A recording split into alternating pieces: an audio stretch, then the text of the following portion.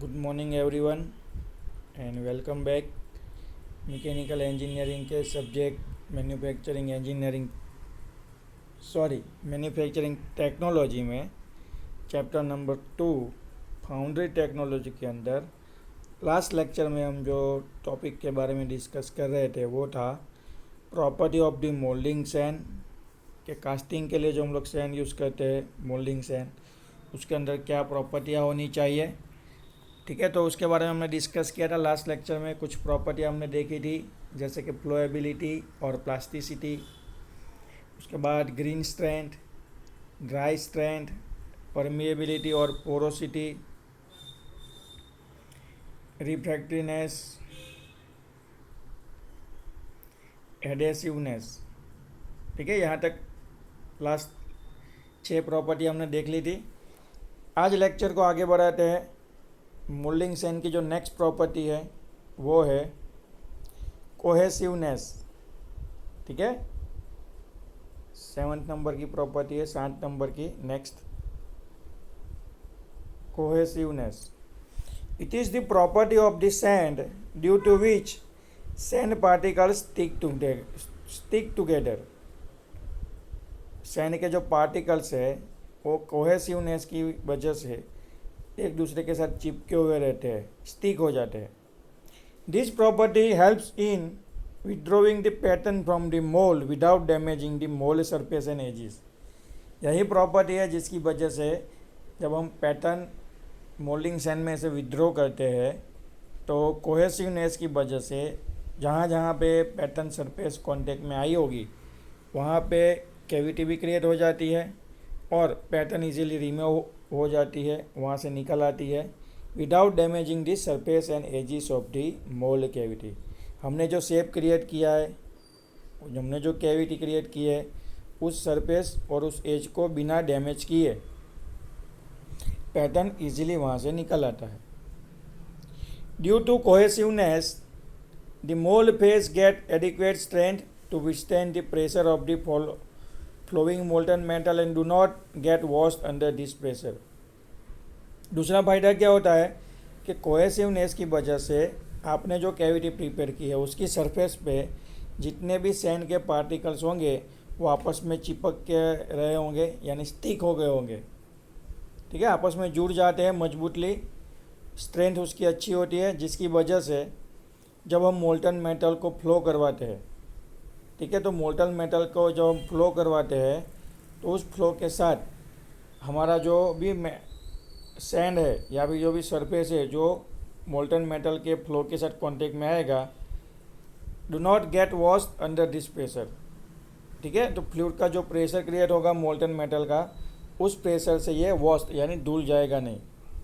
यानी molten metal के साथ हमारा जो भी रेत के पार्टिकल्स है, सैंड के पार्टिकल्स है, सरफेस पे वो चिपक जाते हैं, इसकी वजह से वो फ्लो हो जाएंगे नहीं।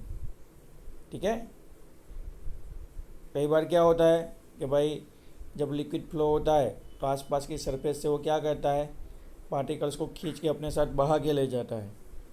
ठीक है, वॉश्ड आउट हो जाता है, लेकिन यहाँ पे ऐसा होगा नहीं due to the property of the cohesiveness. This property is similar to the green strength. जैसे ग्रीन स्ट्रेंथ होती है वैसे ही सेम ये प्रॉपर्टी है। ग्रीन स्ट्रेंथ में भी हमने डिस्कस किया था कि green strength that means moulding set जब ग्रीन कंडीशन में यानी वेट कंडीशन में होती है, उसके साथ पानी मिक्स होता है, वो थोड़ी गीली होती है, उस टाइम पे उसके अंदर जो स्ट्रेंथ होती है उसको बोला जाता है ग्रीन स्ट्रेंथ। वैसे ही यह प्रॉपर्टी है कोहेसिवनेस, जिससे सैंड पार्टिकल्स आपस में स्टिक यानी थोड़े जुड़े हुए रहेंगे मजबूती से। It depends upon the grain size, clay and moisture content. अगर आपको कोहेसिवनेस वाली प्रॉपर्टी अगर मेंटेन करनी है, कंट्रोल करनी है, तो आपको किसके ऊपर ध्यान देना पड़ेगा, ग्रेन साइज यानी सैंड के जो पार्टिकल्स है उसका साइज, फिर जो क्ले कंटेंट होता है वो, और आप जो पानी ऐड कर रहे हैं मॉइस्चर, 3 चीज़ों को कंट्रोल करोगे तो कोहेसिवनेस है वो प्रॉपर्टी आप कंट्रोल कर सकते हैं। Is it clear? चलिए आगे बढ़ते हैं। नेक्स्ट प्रॉपर्टी है थर्मल स्टेबिलिटी।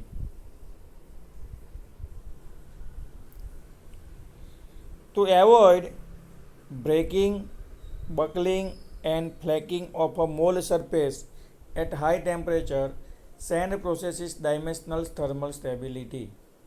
देखिए, जब भी मोल्टन मेटल मोल्ड कैविटी के अंदर एंटर होगा तो मोल्टन मेटल यानी पिघला हुआ धातु, पिघली हुई मेटल, ठीक है, तो उसका खुद का टेम्परेचर इतना हाई होगा, तो वो जो हाई टेम्परेचर पे जब वो मोल्टन मेटल की सरफेस में कांटेक्ट आके फ्लो हो रही है, तो हाई टेम्परेचर की वजह से ऐसा ना हो कि भाई हमारी जो भी सरफेस है, हमने जो भी कैविटी प्रिपेयर की है, हमने जो एज प्रिपेयर की है ना, वो इस हीट की वजह से या फिर हायर टेम्परेचर से जो थर्मल इफेक्ट क्रिएट होती है उसकी वजह से हमारा मोल्ड कैविटी, हमारा जो एज है, हमारा जो सरफेस है वो ब्रेक हो जाए यानी टूट जाए, बकलिंग, फ्लैक एंड फ्लैंकिंग, ऐसा कोई प्रॉब्लम क्रिएट हो, ठीक है।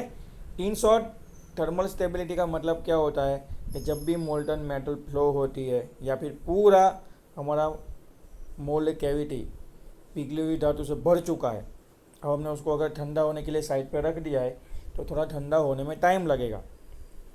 उस टाइम पे जो हायर टेम्परेचर क्रिएट हुआ है पिघली हुई मेटल का, तो वो टेम्परेचर की वजह से जो थर्मल इफेक्ट क्रिएट होता है, थर्मल स्ट्रेस क्रिएट होते हैं, उसकी वजह से हमारा मोल्डिंग सैंड अपनी प्रॉपर्टियाँ घुमा देना नहीं चाहिए, अपनी जो प्रॉपर्टी है वो पकड़ के रखें, एडिक्वेट जो स्ट्रेंथ है वो स्ट्रेंथ वो वहाँ पे प्रोवाइड करे पूरे मोल्डिंग फ्लास्क को, पूरे मोल्डिंग के अंदर जो शेप क्रिएट की है उससे, ठीक है। तो थर्मल स्टेबिलिटी यहीं पे इंट्रोड्यूस होती है। हायर टेम्परेचर लेवल पे भी हमारी मोल्डिंग स्ट्रेंथ के अंदर हमने जो भी आकार, जो भी हमने शेप क्रिएट किया है वो उसको पकड़ के रखे, ठीक है। फिर एक बार अगर सारी प्रोसेस ख़त्म हो गई, कंपोनेंट जो पिघली हुई धातु से बनने वाला है वो पूरा ठंडा हो गया, फिर कोई प्रॉब्लम नहीं है। लेकिन मेन प्रॉब्लम क्या होगा, जब मोल्टन मेटल पिघली हुई धातु अंदर स्टोर होगी, हम जब उसको पोर करवाएंगे तो higher temperature, high thermal energy, या फिर आप बोल सकते हैं कि टेम्परेचर की जो वैल्यू ज़्यादा होती है उससे कुछ हानिकारक असर हमारी मोल्डिंग सैंड के बने हुए मोल्ड कैविटी के ऊपर होनी चाहिए नहीं। थर्मली वो स्टेबल रहना चाहिए, चाहे कितना भी टेम्परेचर क्रिएट क्यों ना हो। इफ़ नॉट, द कास्टिंग में have defect like cut and washes. अगर आपका या फिर हमने जो प्रिपेयर किया है मोल्ड कैविटी, उसके अंदर हमने जो सैंड यूज़ की है, अगर वो थर्मली स्टेबल नहीं होगी या फिर वो थर्मली उसके अंदर स्टेबिलिटी क्रिएट नहीं होगी, तो कास्टिंग तो हो जाएगा, लेकिन जब कास्टिंग बन के फाइनल जब कंपोनेंट आपके हाथ में आएगा तो आपको उसके अंदर कुछ डिफेक्ट देखने को मिलेंगी, जैसे कि कट एंड वॉशेस। आगे हम डिस्कस करने वाले हैं इसी चैप्टर के अंदर कि भाई कास्टिंग के जो कंपोनेंट बन के आते हैं उसके अंदर कौन सी डिफेक्ट क्रिएट होती है, ठीक है। तो वहाँ पे हमको कुछ डिफेक्ट देखने को मिलेंगी जैसे कट्स एंड वॉशेस, ओके। तो जो भी सैंड सिलेक्ट करो एटलीस्ट वो थर्मली क्या होनी चाहिए, स्टेबल होनी चाहिए, यानी हायर टेम्परेचर पे भी उसकी प्रॉपर्टियाँ जो है वो रहनी चाहिए। लास्ट है प्रॉपर्टी के अंदर कोलेप्सिबिलिटी, यानी जो मिट्टी ढह जाती है ना, लैंडस्केपिंग जैसा है। It is the property due to which the sand mould automatically collapse after freezing of the casting. Moulding sand की ये प्रॉपर्टी है जिसके अंदर क्या हो जाता है, ऑटोमेटिकली ही सैंड कोलेप्स हो जाती है after freezing of the casting. जैसे ही कास्टिंग फ्रीज यानी ठंडा हो जाता है कंपोनेंट, ठीक है, तो कॉन्ट्रैक्शन जो होता है, हमको मालूम है कि जब मेटल गर्म होती है तो उसका एक्सपेंशन होता है और जब मेटल ठंडी होती है तो उसका कॉन्ट्रैक्शन होता है। तो जैसे ही मेटल का कॉन्ट्रैक्शन होगा, कास्टिंग कंपोनेंट हमारा ठंडा हो जाएगा, फ्रीज हो जाएगा, कूल हो जाएगा, तो उसका जो कॉन्ट्रैक्शन होगा तो बाकी की जो गैप पड़ेंगी, थोड़ी बहुत जो एज पे जगह बनेगी, उसके अंदर मिट्टी यानी जो सैंड हमने ली है, मिट्टी नहीं बोलना है, सैंड जो हमने ली है कास्टिंग के लिए, मोल्डिंग सैंड, वो कोलेप्स हो जाएगी। यार इसकी वजह से होता है तो कि जब भी मेटल ठंडी होती है तो उसका जो कॉन्ट्रैक्शन होता है उसकी वजह से। If this property of the sand is absent, then the casting will be result in tear and crack. ये अच्छी बात है, ऐसा होना चाहिए, कोलेप्सिबिलिटी होनी ही चाहिए। क्लियर? अगर कोलेप्सिबिलिटी नहीं होगी तो कास्टिंग का जो कंपोनेंट बन के आएगा उस कंपोनेंट में हमको टीयर्स एंड क्रैक ऐसी डिफेक्ट देखने को मिलेगी। तो ये बात हो गई कोलेप्सिबिलिटी की। तो आज हमने टोटल 3 प्रॉपर्टियाँ जो बाकी हो रही उसके बारे में डिस्कस कर लिया, cohesiveness, thermal stability and collapsibility. Clear? आपको जीटीयू के अंदर एग्ज़ाम में क्वेश्चन कैसे पूछेंगे? तो ऐसे पूछेंगे कि भाई डिस्क्राइब द मोल्डिंग सैंड या फिर explain the moulding sand with its properties. तो आपको सिर्फ मोल्डिंग सैंड की डेफिनेशन लिखनी है और सीधा उसके बाद आपको ये जो 9 प्रॉपर्टियाँ यहाँ पे दी गई है मोल्डिंग सैंड के अंदर, भाई मोल्डिंग सैंड कैसी होनी चाहिए। ठीक है?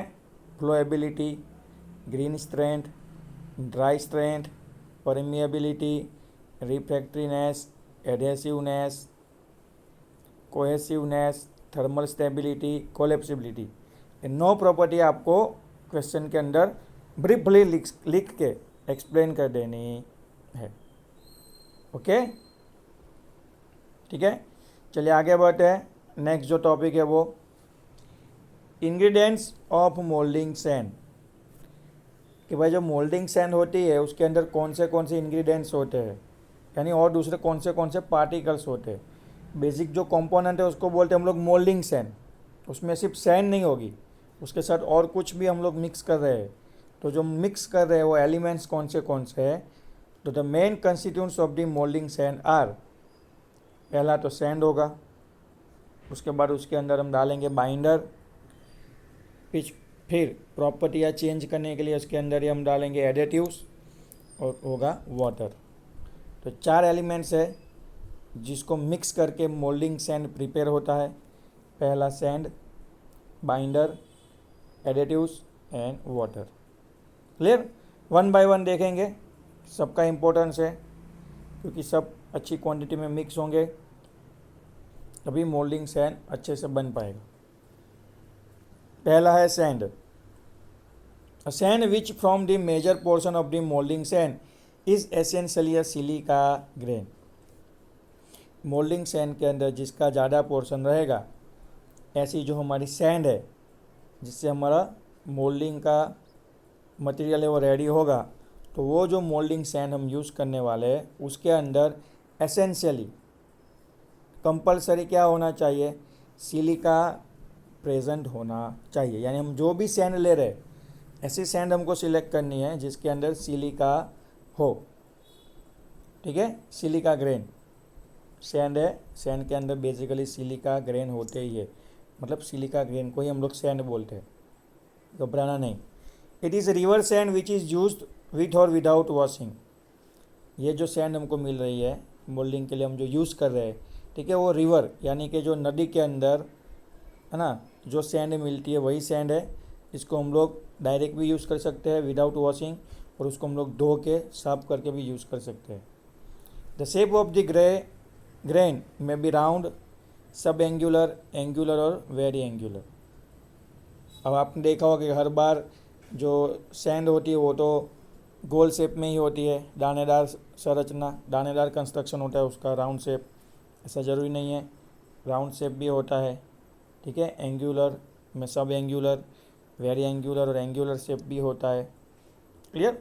इनडायरेक्ट शेप आप बोल सकते हो कि इनकम्प्लीट शेप, वाका चूका, गुजराती में શું बोला वाको चूकू, आला डेरा शेप होता है या फिर सर्कुलर शेप होगा। The shape and size of this grain greatly affect the property of the moulding sand. हम जो सैंड सिलेक्ट करने वाले हैं उसके अंदर उसके जो पार्टिकल्स यानी उसके जो ग्रेन है उसकी साइज़, ठीक है, और उसका शेप है, वो मोल्डिंग सैंड की प्रॉपर्टी के ऊपर बहुत ही असर करता है। अब इसे एक बार बोल रहा हूँ, जो भी सैंड लेने वाले हैं उस सैंड के जो पार्टिकल्स है यानी उसके जो ग्रेन है, तो उसका ग्रेन साइज और उस ग्रेन का शेप मोल्डिंग सैंड की प्रॉपर्टियों के ऊपर बहुत ही असर क्रिएट करेगा, अफेक्ट क्रिएट करेगा। The grain of the moulding sand में बी कोरस और फाइन ग्रेन। छोटी साइज़ के जो ग्रेन होंगे उसको फाइन ग्रेन बोलते हैं रेगुलर शेप में। बड़ी साइज़ के आड़े टेढ़े शेप जो होते हैं उसको बोलते हैं coarse grain. The coarse grain have more void space between the grain which increase the permeability whereas the fine grain lowers the permeability। एक प्रॉपर्टी हमने देखी थी परमिएबिलिटी और पोरोसिटी, अभी हमने ऊपर डिस्कस किया था, ठीक है। तो अगर कोरस ग्रेन यानी बड़ी साइज़ के सैंड के पार्टिकल्स होंगे तो वो उस पार्टिकल के बीच में वॉइड स्पेस क्या होगा, ज़्यादा होगा, जिससे परमिएबिलिटी नाम की प्रॉपर्टी इम्प्रूव होगी। बिल्कुल उसी तरह सामने अगर ग्रेन साइज़ छोटी होगी, फाइन साइज़ के ग्रेन होंगे, तो वहाँ पे void space between the particles या फिर ग्रेन कम होगा, स्पेस कम होगा, तो परमिएबिलिटी नाम की जो प्रॉपर्टी है जिसकी वजह से डिसॉल्व गैसेस और वाटर वेपर बाहर निकल सकते थे, ऐसी जो प्रॉपर्टी है परमिएबिलिटी, वो फाइन ग्रेन के अंदर कम मिलेंगी और कोरस ग्रेन के अंदर वो प्रॉपर्टी अच्छे से मिलेगी। Silica sand with rounded grain give much better compatibility as compare to angular grain. Silica sand, specially silica sand, और उसके अंदर भी ग्रेन साइज जो राउंड शेप के होते, मतलब गोराकार शेपમાં જે પણ ગ્રેન્સ હશે, રેતીના જે દાણા હશે, उसकी वजह से कॉम्पेटेबिलिटी अच्छी मिलेंगी with compare to angular grain. ખૂણાવાળા રેતીના जो કણો હશે એની કમ્પેરમાં ગોળાકાર શેપના રેતીના કણોમાં કોમ્પેટેબિલિટી આપણને સારી મળશે। Because sand with rounded grain has a greatest degree of close packing of the particle। Clear? जैसे अभी हमने ऊपर डिस्कस किया कि राउंडेड शेप जो होते हैं उसकी वजह से पार्टिकल्स का जो पैकिंग होता है, यानी पार्टिकल्स जो आपस में एक दूसरे के पास जो अरेंज होकर पूरा जो मोल्डिंग क्रिएट होता है, तो जो पैकिंग बोलते हैं उसको, आपस में जोड़ के जो शेप बनता है उसको क्या बोलते हैं, पैकिंग। तो वो थोड़ा क्लोज होगा, ठीक है। इसकी वजह से ही हमको कंपेटेबिलिटी अच्छी मिलती है। किसके लिए?